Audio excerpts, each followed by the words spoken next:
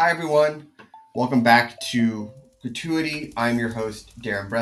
We are absolutely honored to be joined by New York chef Andrew Carmellini, who has been one of the loudest voices, one of the biggest advocates for the independent restaurant scene ever since the pandemic broke out. His social media pages have been a great resources of how people to get involved, either with donations, reaching out to their government, or just how to better understand what is going on right now. In today's episode, we talk about his New York Times opinion piece. We talk about the general economics of how to run a restaurant and why so many restaurants had to close so quickly. And he gives us some advice on looking back on his career and him having to go through such tough times as 9/11, 2008 economic downturn, and a lot of other great tips on how to stay positive and how we might be able to get through this together stronger and better. When possible, our guest will join us for a video chat, but thank you to Andrew Carmellini for graciously joining us remotely for a call-in during his busy schedule.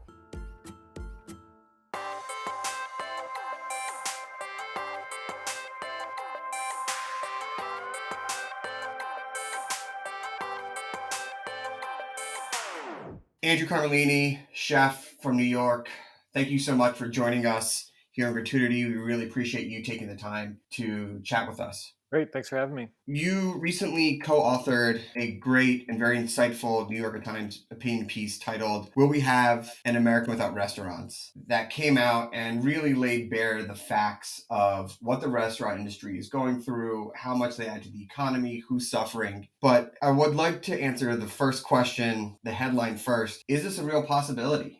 The possibilities that exist today probably won't be the possibilities in the future, and going through a couple other kind of dark times in my career, kind of in the disaster arena. It's not a possibility. I'm sure that when we do come out of this, we'll just say worldwide, we won't even say it's in the United States, we'll say worldwide, that, there will be a period of time when things will be different. Every business will be different and react to this in some way. That's what we'll have to see. But like, we're social animals and we will have to, address it, when that time comes. I look forward to cooking for everybody when that time comes. We're all missing that right now. Yeah, I think for anyone who's actively part of the restaurant industry, either as a chef or front of the house or a diner, that social itch is going to need scratching and heavy scratching when everything lifts as far as shelter at home and stay safe.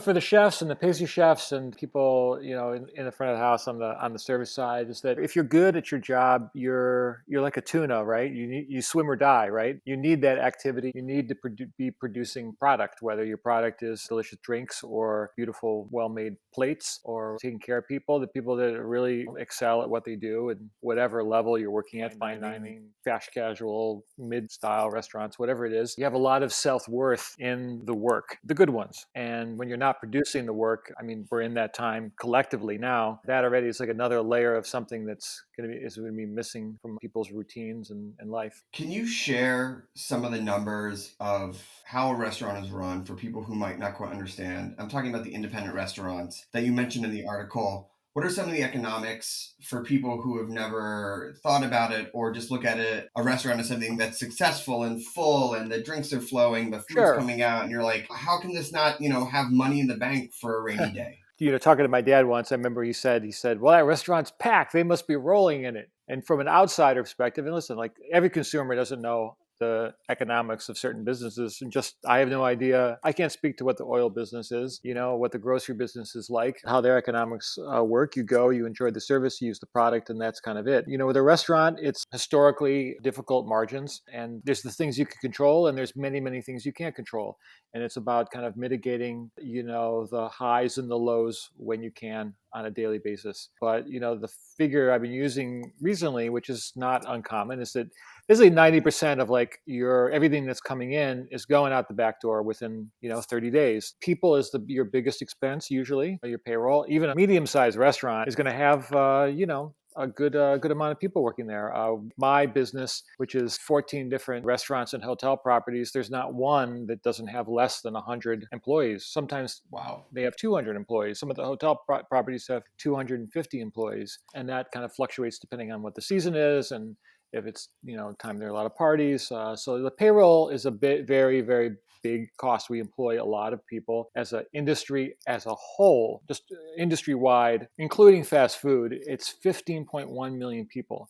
which are it's a huge, huge number. Independent restaurants make up about 11 million of that number. It's the human capital is our number one expense. And then there's the whole supply chain beyond that.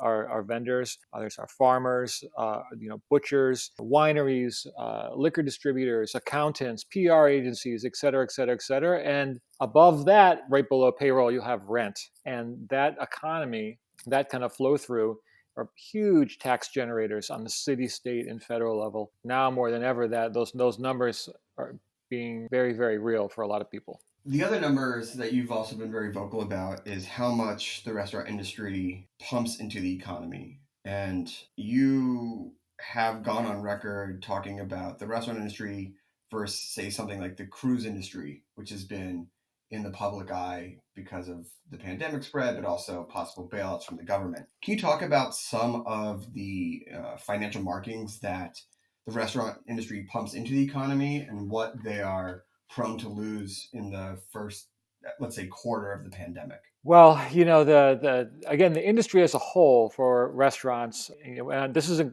not just independents like Sure. myself or other chefs, and restaurant groups. This includes fast food also, is 4% of gross national product, which is a massive number, really, really massive number, especially for one industry. Economically, our prediction is a sales decline by 225 billion Wow. in the next 3 months, 5 to 7 million jobs on the street, and it's just really, really staggering. And compared to the cruise thing is, really got me going in the beginning and kind of like started some of my efforts, because when I saw a press conference from the current administration Yeah. that talked about bailouts for the airlines, which you can wrap your head around as an important transportation mechanism in this country.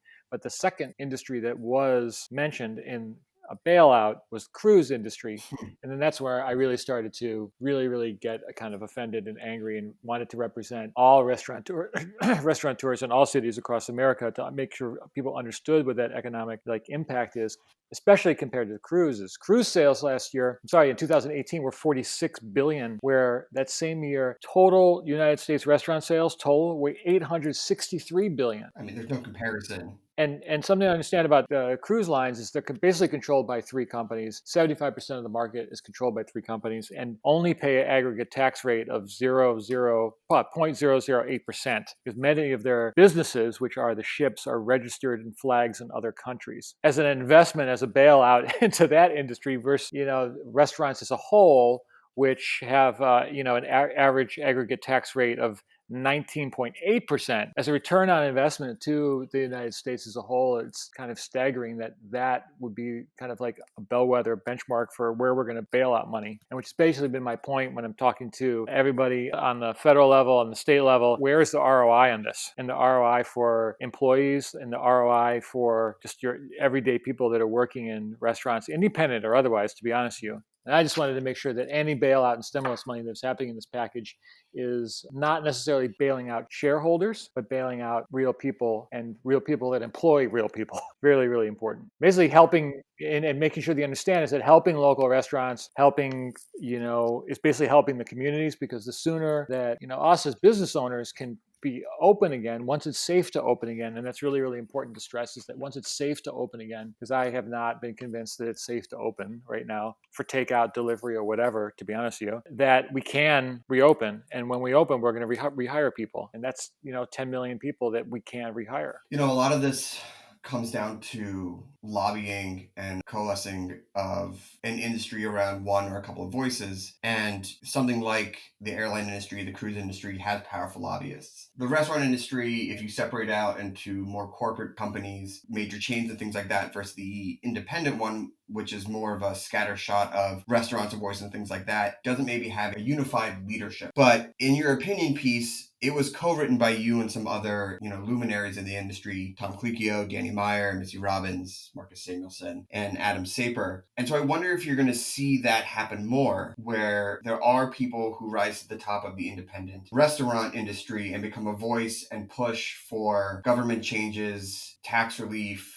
rent relief and things like that? I mean, now is the time for that. I think we're going to look back at it, years from now, and this is the time that's going to happen. The economics for independent restaurateurs are a lot different from an oil company, and we're not independently funding, lobbying groups on both sides of the aisle that can push for radical change in our business, which has been, especially lately, starting to be very, very overregulated, where it's been difficult to operate within a reasonable level. And again, part of my the last 10 days has been making sure that lawmakers kind of understand the scope of the business, which it became very apparent very quickly that, again, people on both sides of the aisle, on the Senate and House level, on the state level, city level, don't really understand the intricacies of how the business works, other than, hey, it's a restaurant, you go, you have your wine, it's full, people are having a good time, and that's kind of the end of it. The product is fleeting in a way. It's hard for people to, on the legislative side, to kind of understand that. So that was a big part of getting together in the last 10 days to make sure we communicate that. You alluded earlier to going through some of the tougher times, especially in New York, with both, I can think of 9/11, the financial crisis of 2008. And while one of the biggest differentiators was that restaurants weren't shut down, there was still a giant crisis to deal with and a big shifting of public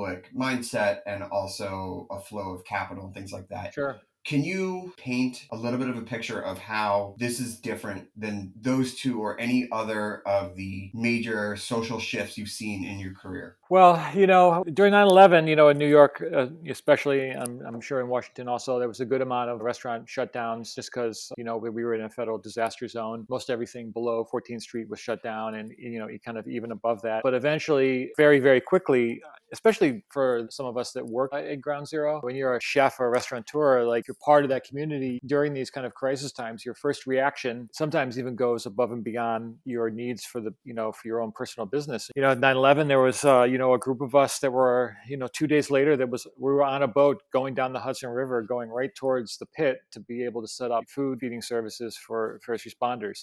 During Hurricane Sandy, which had a huge effect on New York City, and then the blackout afterwards, south of 34th Street. Even with our restaurants closed, we had a makeshift soup kitchen at the Dutch. A group of downtown chefs got together and were doing emergency feeding services in Brooklyn and Queens and, kind of the, more flooded, affected areas of New York City. This is very different, but 9/11 socially, just, kind of after you came through the fog and you understood the horror of it all, you wanted to go to a restaurant, to a bar, meet your friends, go out with your family, stay out late, eat a burger, get drunk, and, have that connection. This is the opposite of that, both on a socioeconomic level and on a social level. We can't socialize right now. It's the opposite of that, which is kind of adding to, besides the fiscal fallout for restaurants as not being that driver of that emotional need for people, but also for people's mental health.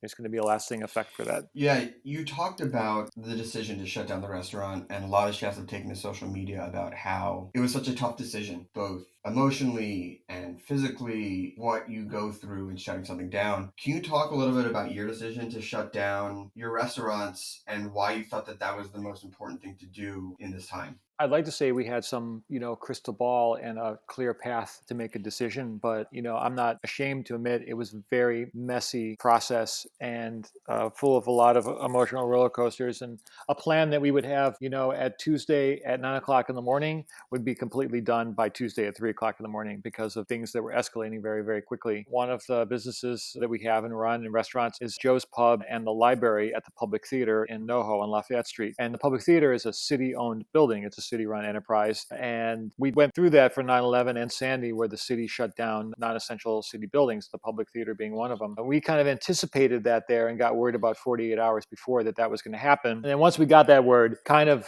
assumed that by the end of the week, we were going to have some other shutdowns. One, because there was going to be a city mandate to do that, but also the business levels were crashing fairly, very hard, fairly, very quickly. A lot of cancellations, even the week before on the corporate side. We do a tremendous amount of party business, weddings, bar mitzvahs, company events, all that kind of thing. In all the restaurants, we have private dining rooms. And there were a lot of cancellations that happened very fast. It started with 7, then it was 14, then it was 20, then it was 30, and it was just kept on going and going, all the way through April. And then we started to see some fall offs in the a la carte covers, depending on on which restaurant it was in which neighborhood. The plans changed very, very quickly. And we thought we were going to shrink down to one restaurant with much of our core team doing some of the work. Even this week, actually, I had myself working at La Conda Verde, physically working the pasta station myself because we shrunk the team down so much as we could afford one restaurant. I was cooking pasta. My corporate chef was going to be working meat station. My chef of the restaurant was going to be making salads. That's what we were going to do to survive. And then it became apparent that the city was basically going to shut down. All of our hotel properties are closed. That, we've done this before during these periods where just, the restaurants in the hotel are closed, but you do room service, you do the rooftop bar, you're open for those kind of like services, and they all closed also. But that happened in 5 days. Yeah, I mean, there's no right decision.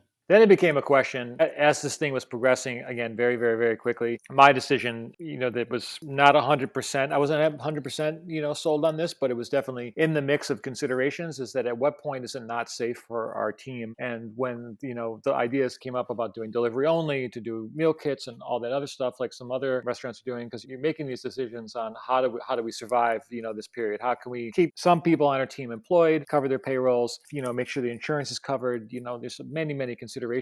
I, at that time, said, I don't think we should do delivery because I can't guarantee people's safety. And there was really at that time, no guideline. And there's still no guideline of the protocols to take. There were legal issues about taking temperature of employees that still haven't been really addressed. Even if you take someone's temperature, they can still be a vector for, the pathogen. Really someone needs to be tested and cleared before you can have them work for you. Whatever social distancing you're doing, I don't think it's enough. It became a safety issue for our team. It's like, okay, I don't want to be responsible for someone's health. And most of the people on our team felt that being out of work was better than being sick. Of course, that's the big balance right now of how do you balance economic sustainability. And I'm not talking on a major level, just for yourself versus your health. And I think people are going to have to make their individual choices. Sure. And I think it's, you see a lot of people who are doing takeout or turning the restaurants into larders, offering those types of services, or even someone like Eduardo Jordan, who's offering up meals for people in the hospitality industry who are out of jobs, who have no money coming in and things like that. I think it's a balance. It was a little too early to say what proper course of action is. Sure. I think, today, March 25th, we were unsure of the proper course of action. Safety became the paramount issue. It's a priority more than relief efforts or more than fiscal solvency. Do you think that it's easier or tougher with having more restaurants or maybe just one restaurant to make a clear decision of what path makes the most sense for you? Because, you're seeing over so many more people than, let's say, like a mom and pop restaurant or things like that. Or is it just, have you heard from other people who don't have as many restaurants? It's just tough all around. I would say it's just tough all around. Many friends across the country. I have restaurants in other parts of the country. I mean, I was on a call 3 days ago with Senator Gary Peters from Michigan. I have a restaurant in Detroit with some other, prominent chefs in Detroit. It's tough all around. Speaking of senators, you've been a very big advocate as well online to call your senator to push for a relief package. And as of late last night, a $2 trillion stimulus package went through. Small businesses, restaurants included, were definitely included in that, or at least that's what's being laid out. What do you think the most important use of that money, or how would you like to see that money distributed to businesses? Well, right now, there's different levels of this, and what was passed yesterday still has to be passed by the House, and then there's different like chargebacks as final negotiations happen over the next 48 hours. My understanding of how this, I have an hour-to-hour updates of kind of like how things are progressing from my team that's in Washington. Mm-hmm. But the biggest thing for us as a kind of independent group was making sure that the business was defined in a proper way. Again, as I said before, talking about like how many people it does take to run an average size restaurant. Yeah. It's well over 100 people. And so making sure the SBA had the proper definitions, that they weren't excluding a huge portion of the, businesses that employ such a huge part of the industry, which are usually over 100 people. And that was a huge win for us. I would say it was a huge win for getting people eventually off of unemployment, and making sure that the way that SBA loans will, and grants can help us be funded when we open to get back business and hire people was really, really important. And so that was really the kind of like our top tier things that we were going for. What do you see as the next few weeks or months as this relief starts to roll in, and it's obviously not going to be returned to normal, but do you think it's just maintaining people's leases, making sure that they can open up when it's safe to open up, and is that how the money can be used? Or do you think you'll see people trying to start opening up, if not a restaurant as we think of it now, a different type of business? The crystal ball is fuzzy for sure. I hope people don't open up too early because it's two things. One, again, is the safety and making sure that we're ahead of any viral issues. I think as a nation, it's really, really important that no one's opening up too early. The business will go through some changes. There'll be that kind of like first wave of opening properties. I'm sure that in my case, it's not like one day we're going to flip the switch and every restaurant's going to open up. That's for sure. And I think some that open up will open up to a very different landscape. I don't think business levels will be the same, and it will take, it'll be a 1 month, 3 month, 6 month, 9 month kind of like cycle up to everyone getting back to work, spending money on the business level, and that kind of like trickle across spending. There's going to be a lot of reductions overall, I think, in the way people approach the business, especially in the beginning. And I think that was addressed in the stimulus bill, that it's not going to be, we're going to be open one day and then you turn on the lights and these 300 people are going to be sitting down having dinner. Right. I think that was kind of addressed, in certain language in the bill. No one knows. I'm not an expert on viruses or what the federal response is going to be. I would say thank God for the governors right now. Governor Cuomo's doing a spectacular job, truly. Truly. And the feds need to act appropriately and think about this as a national level. I think again, politics aside, absolutely so irresponsible to think we're going to be up and running by Easter. Mm-hmm. It could actually put us in a worse position. And I think the nation as a whole needs to just look inside their souls and do something for the social good, which is fights against the hyper individuality, which is America, which was always something that, it's one of the, I guess, pillars of this country. And this is an event that goes against that. People need to think what's better for the collective good. So we can get back to business, but it's not going to be in 2 weeks. It's not. It's going to be in 2 months, 3 months, possibly 6. Yeah, I mean, I think when you look back a few years from now, what's a month, what's 2 months, if we can all come out this together, unified and healthy, and we'll come back stronger if we can do it together. Hopefully smarter. Hopefully smarter. In general, mental health is such a big part of this, and that mental mindset and shifting that. And you having been through so much in the restaurant career and things like that, is there any advice that you can share, any tips that you can give to people both in the restaurant industry or at home listening of how to either center yourself or give time to yourself or some mental balance while we go through this? I would say check in on your people is the biggest thing, especially now with this kind of hyper isolation. I've been, besides family, of course, I've been trying to touch base with some of my people that have been on my team for a long time personally every day, even the ones that are, been unemployed. Just give me some advice, let them know that we care about them, the individual assistance we can offer. The policy level also has been making sure we've been able to communicate unemployment insurance concerns to the state or the feds of, what that means for kind of like our average worker in the industry and, different health concerns. But I think, listen, checking in on people from your extended universe, whatever that might be, is really, really important. If you're a chef, even if you're an out-of-work chef, checking in with a couple of people on your team throughout the week, if you're, a general manager, checking in really goes a long way. Well, Chef, I can't thank you enough for taking the time with us. I just want to ask one last question, and I know that the crystal ball is cloudy right now, but is there a silver lining to this? Do things get better for the restaurant industry and the people involved and workers and healthcare, and just do we see some sort of improvement for life because of what the pandemic has maybe shown where things weren't working before we all had to deal with this situation? There's always going to be systemic failures in the way things are structured in this country. Healthcare is obviously probably the number one thing, and I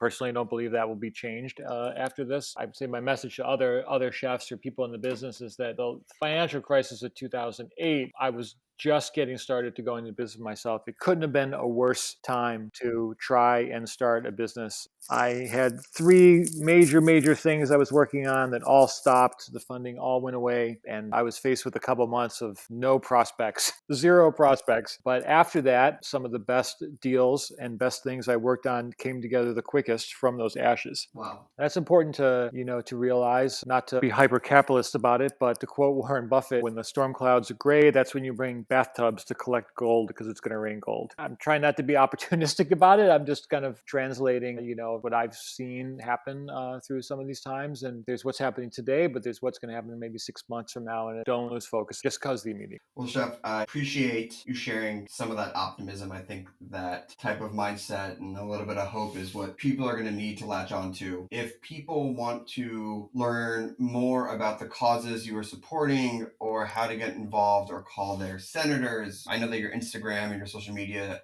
has been really good. Where can they go to follow you or check on latest updates for you and your team? We have saverestaurants.co. That's saverestaurants.co. .com, .co. It's kind of where me and my group of some nationally recognized names are working with some very, very smart people and trying to bring all this information together. And we're going to have some testimonials, information, the way things are progressing on the federal level and the state level to be able to help people in the restaurant business and for restaurateurs also to go as kind of like a toolkit to be able to navigate this time. And that's the restaurant website for the Independent Restaurant Coalition. Amazing. Well, thank you so much. Stay safe, and we really appreciate you taking the time to talk with us. Great. Nice talking to you. Have a great day. You too. Thank you so much for listening to this episode of Gratuity. If you want to get in touch, share some thoughts, or get some more information from us, please email us at gratuity@tastemade.com. We have also shared some resources and some of the links that Chef Carmellini shared with us on the show. So please check them out if you're looking for more information about what he and I were talking about. Thanks again for listening, and stay safe.